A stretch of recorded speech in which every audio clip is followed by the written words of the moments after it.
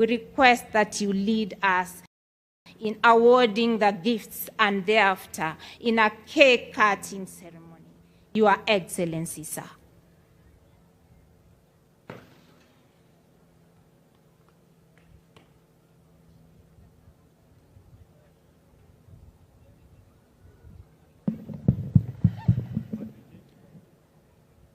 The Kenya Air Force Service personnel and Ministry of Defense non-uniform personnel honor Major General Retired Dedan Njuguna Gishuru.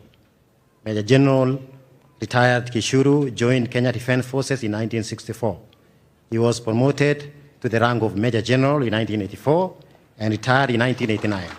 Major General Retired Gishuru stands out in the history of the Kenya Air Force, not only for being the first indigenous commander, but also for being appointed Commander Kenya Air Force twice.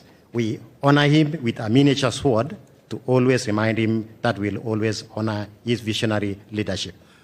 Tumshangilie kwa makofi mazuri tafadhali. Kamanda wa kwanza kabisa jeshi letu la wanahewa Mwafrika.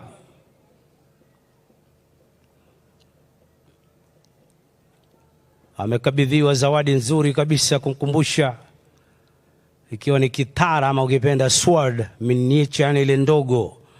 Amepiga smile moja nzuri, alafu afya pia iko sawa. Tumshangilie kwa makofi tafadhali. Asante. Your Excellency.